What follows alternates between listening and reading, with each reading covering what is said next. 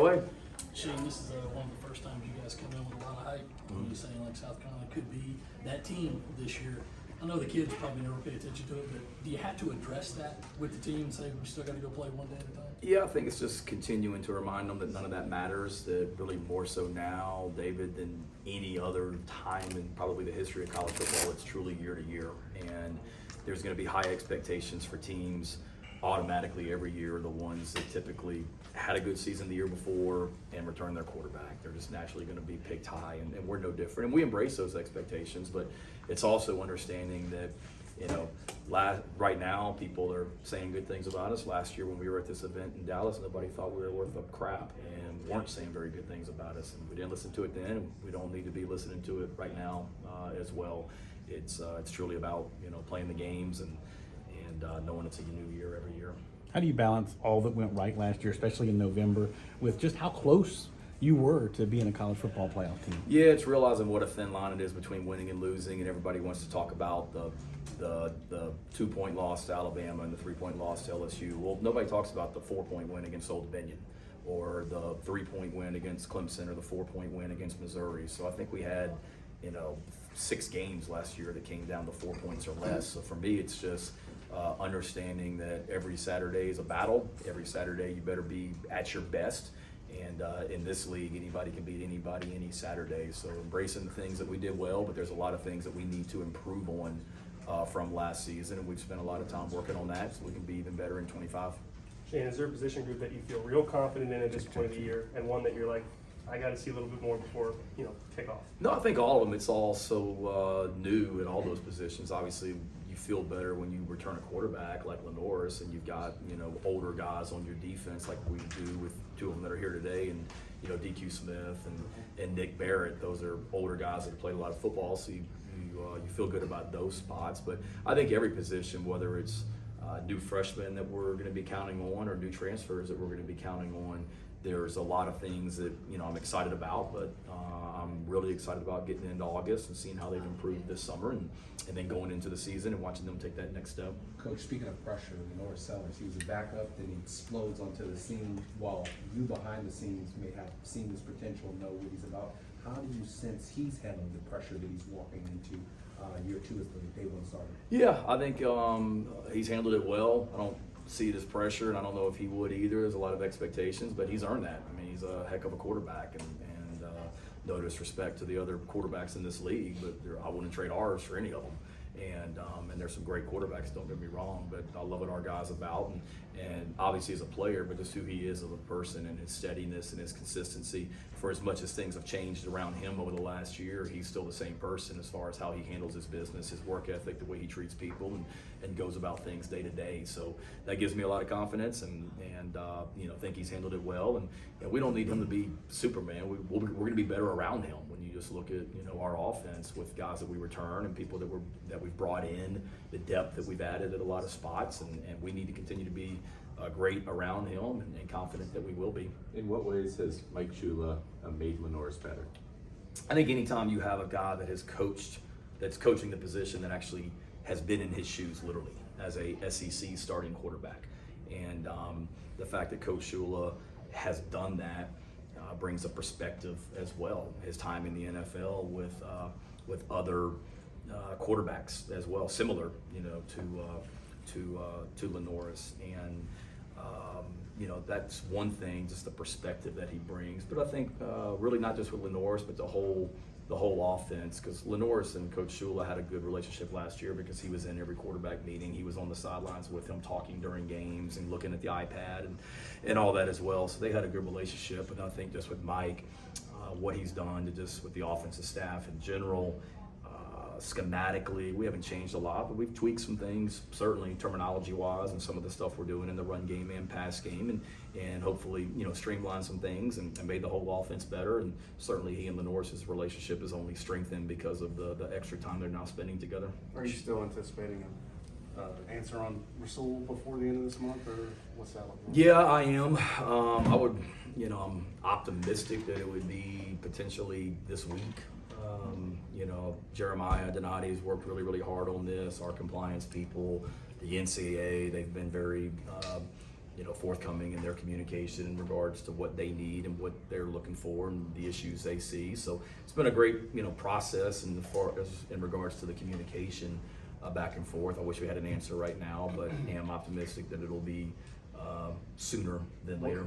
What kind of things can you share about what they're looking for exactly? I can't. Just going back, he's got a journey from when he left high school to how he got to South Carolina and some of the steps along the way, just some questions they had about other schools that he's been at. Shane, is Augustavi cleared to go? Is he ready? Yes. Yep. He's there, and he came in. He came in on a visit, David, like on a Thursday, and as soon as he decided he wanted to come, it was how quick can I get back? And he was literally back, I think, the next Monday, and has been full speed ahead since then. Coach, can you give us an update on Michael Smith, his injury? I know he missed the spring. Yep. David UC, and then is Chris Hatfield on campus yet? Mm-hmm. Yep. All those guys from that part of Savannah, that part of Georgia, they're all really doing well. Mike missed spring practice, but really excited about him and his potential as a tight end in our offense. David's fantastic. What a great person and player, and did a great job for us on special teams last year. He's competing to be a starting safety alongside DQ Smith right now as well, and is doing a nice job. And then Chris got to campus. He wasn't here for spring practice, but he got to campus in May when we started summer school, and has really had a good summer and has shown that he belongs as well. He's got a lot of athleticism and has done a great job in our summer workouts. Shane, the three guys that you brought with you today, just why were they the right choice to represent your program? Yeah, for one, they've played a lot of football for us, and I don't take lightly who we bring here to represent our team. It's a big deal to come to this, and I know our players get excited to come to this as well. So we got a lot of guys that are certainly deserving, and when I started thinking about who to bring, those guys are the ones that came to the top.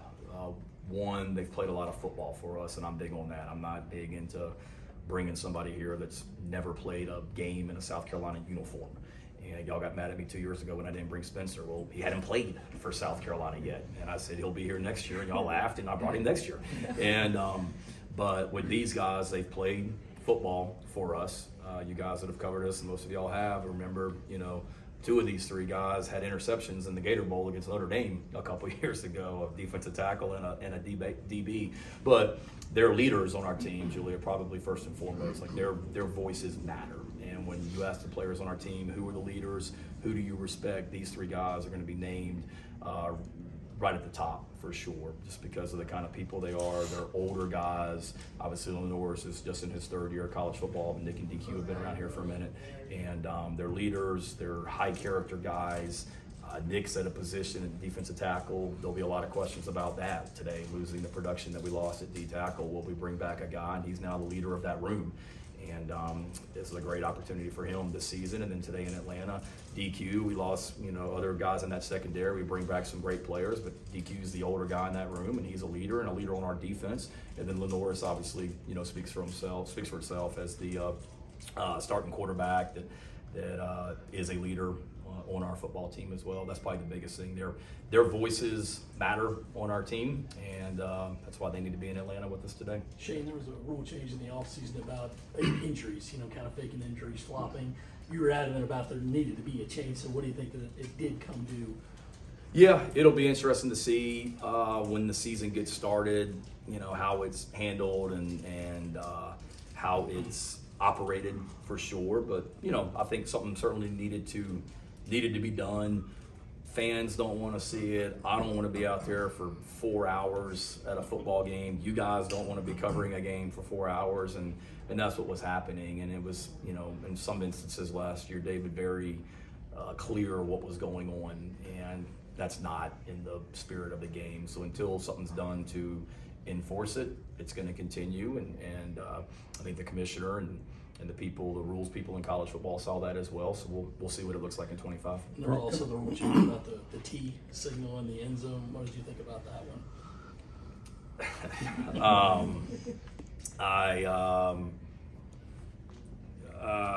one? Surprised that became a rule change. In all my years of coaching college football, coaching the kickoff team, I've never told the kickoff team to watch the kickoff returner, and if he puts his arms out, to stop running. that's a signal for the return team to the return team. So it is what it is. I mean, I'm not going to make a big deal about it, but I hate to see that something that wasn't trying to bend the rules. It wasn't a rule, and it was something that, you know, we tried to take advantage of and thinking the other team might stop running, and they did. We don't coach our team to stop running in that instance, but we'll figure out, you know, we're always going to be on the cutting edge and stay ahead of things at South Carolina from a special team standpoint. And you know, we'll not do it and figure out what the next step is. For all that Lenore's did well last year, the turnover, the fumbles, I think Yeah. you fumbled 17, lost 7 of them. I mean, is that something that you've addressed, and do you feel like you've got a solution to maybe limit that a little not bit? just with him, but really the whole offense. You know, I sound like a broken record every year I come in here when I talk about how we've been so good at taking the ball away defensively, but we got to be better at protecting the ball offensively. I feel like I say it every year. I do say it every year. And last year was no different. And you go back to the question about close games. I mean, that's the difference in winning and losing games, turnover margin. And we fumbled the ball, had too many turnovers last year. So it's really been a point of emphasis with the entire offense when we go back and look at how we can be better at some things that, you know, we emphasize and coach and teach ball security every day in practice. So it went back and said, okay, we went back after the season and said, okay, how can we maybe implement some new drills and some new things that we're doing in practice, looking at how some of the fumbles happened last year. So we changed some drills to emphasize it and maybe teach it a little bit better. So we'll see how that goes. But then certainly with Lenore's, I think that'll just come from experience too, and understanding when the pocket does break down, being able to protect the ball like you're supposed to and how you're taught to do. And I don't want to take away his ability to improvise and make plays, because we saw a lot of that last year as well.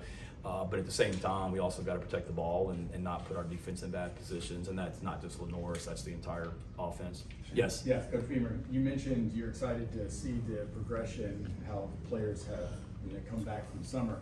What about you as a coach? What do you typically do in the offseason to help improve your craft as a coach?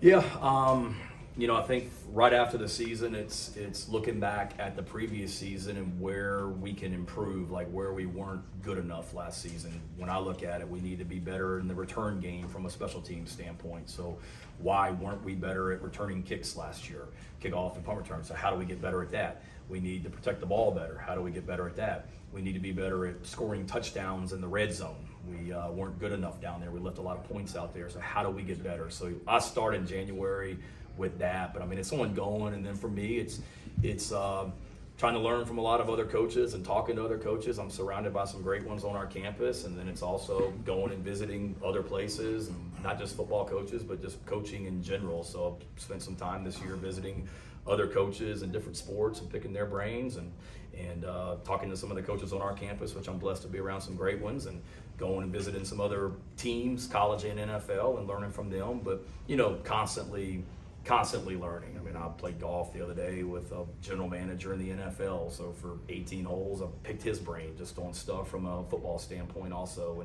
And I don't think you ever stop learning. I love to read a lot, and try and learn some stuff that way from a football standpoint and just overall standpoint also. Shane, when you have so many people go to the NFL in one draft class, how can that motivate this roster to see where those guys are and where they can possibly get to? Yeah, ultimately, when everybody comes to college, that's their ultimate goal, hopefully to get a degree and then have a chance to go play professionally after college. And you saw guys that did that. So certainly when those guys leave, and guys that came in and they developed as well at South Carolina. When you talk about guys that just got drafted, they weren't very highly recruited coming out of high school, or when they came here to South Carolina as a transfer, they weren't very highly thought of as a transfer out there, and what they did in their time here at Carolina. So that's great for our guys to see that you come to South Carolina and you can develop and go accomplish your goals. And then when those guys come back, it was great when all those NFL teams broke minicamp in mid-June that Tonka Hemingway was back in Columbia, and Nicky Manwari was back in Columbia, and TJ Sanders was back in Columbia. And they came back and they talked about how much they missed this place and how much they loved their time here, and they wanted to come back here when they had time off. And that's great for our guys to see too, to make them realize that we got a pretty special thing going here in Columbia, and these guys are coming back when they don't have to, and then just realizing that the blueprint is there, and just follow the blueprint that we have, and ultimately it gets down to developing as players and us developing as a team and winning football games, and then being able to go accomplish their dreams at the next level. You guys stayed pretty dang healthy last year. As you evaluate, did you chalk that up a lot to good luck, or were there things you think you did leading up that prevented those injuries? I think a little bit of both. When going back to how you learn from each season, I think I talked about it last year. Some Jordan was after the 23 season, and we had so many injuries. Looking back at how we do things, not just in practice, but really preseason camp, summer, spring practice, weekly during the season, and there are some things that we can just change or tweak to be a little bit better. So we did that last season, primarily with what we did during preseason camp, tweak that schedule a little bit, one, to stay healthy, but two, to try and get off to a faster start in the season. And I think that certainly has something to do with it. The players taking care of themselves, they got to have some accountability and ownership as well, that making sure they're living their life right outside the building also, and getting their rest and eating the right way and hydrating the right way. And then, trying to educate our guys. We went back last season and looked at a lot of the injuries that happened in practice, how they happened, and trying to coach our guys a little bit better to not put themselves in the positions that they got in where some of those injuries happen, where somebody falls on the ground and rolls up on somebody's leg. So that was a part of it, and then luck's always, an aspect of it as well. We were very fortunate for the most part, it's a total team effort. Clint Haggard in the training room, Yemi Rodriguez in nutrition, Luke Day and his staff in the weight room, and then everything from a coaching staff standpoint that we're doing, we'll all have a hand on it, and took a lot of accountability and ownership for it. And we were better last season, and hopefully can be this year also. Coach, you in college football, you trying to win national championship, you could play 16, 17 games. That's the equivalent of like an NFL season. Yeah. How do you think that wears on the guys, at the amateur level? Do you think it's too many games? Like, how do you feel about it? It's different, and it's something that all of us as coaches are trying to figure out, because it is a long season, longer than ever. But you look at a lot of these guys in high school. I mean, they practice all summer in high school, and some of these states, they don't have state championship games till literally the Saturday before Christmas as well. So they have long seasons. At the FCS level, they play a lot of games as well when you get into the playoffs. So I think it's kind of one of those, you realize it's a long year. You got to be smart with how you're training your guys throughout the season. But if you get to that point in the postseason, you realize how blessed you are to be in that position, having a chance to compete late into January, and hopefully we'll be in that position here at some point soon. But at the same time, you have to be smart when you're building your entire calendar for the year, understanding that the year is longer than it's ever been. Yeah, Coach Beamer, what does it mean, or what can it mean for the state of South Carolina that both programs, Clemson and South Carolina, are in the national narratives, and obviously two quarterbacks that are elite level Heisman Trophy candidates? Yeah, I think it's awesome.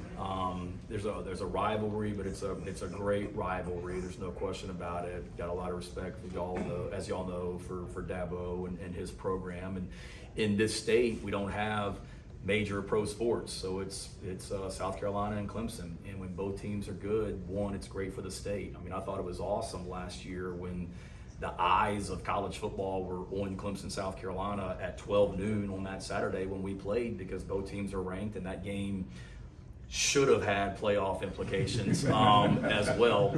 But I thought it was awesome though, and how it should be. It's two great programs, and when we're both good, it's great for the state. And everywhere I go, I mean, I have a lot of Clemson fans that'll come up to me that say the same thing. They think it's awesome that both teams are good and both programs are good, and it should be. I mean, you look around the country, that's what you want in a rivalry, is both teams to be good, and for the game to mean something each year, and for it to mean something to the state. And I know what this rivalry means in our state, and I don't take that lightly at all. Coach, you were talking about the national narrative with Lenoris, very well documented what he was dealing with in the offseason, big offers coming in and potentially thinking about going elsewhere. But what were those conversations like with him, and why do you think he ultimately decided to stay with you guys? I think he knows, one, this is home, and he has everything that he needs here to be successful. And not to get into his business, we didn't have a lot of in-depth conversations in regards to hey man, I really want you to stay, and are you leaving? I don't know if we had that conversation, because maybe I was naive, but I knew he loved it here. And I mean, he's coming off a season as a starting quarterback where he wins 9 games. He's playing as well as any quarterback in the country at the end of last season. He's coming back on a really good team, and he loves being here. Like, why the hell would you leave? And excuse my language, but I mean, I know money's an aspect of it, but it's also don't mess with happiness either. And he's got a great situation here. We are what we said in recruiting is who we are, and he knows that everything that he wants to accomplish, he can here at South Carolina, on and off the field. He's doing great academically. He's doing an internship this summer with a construction company for his major, and he's taken the next step football wise.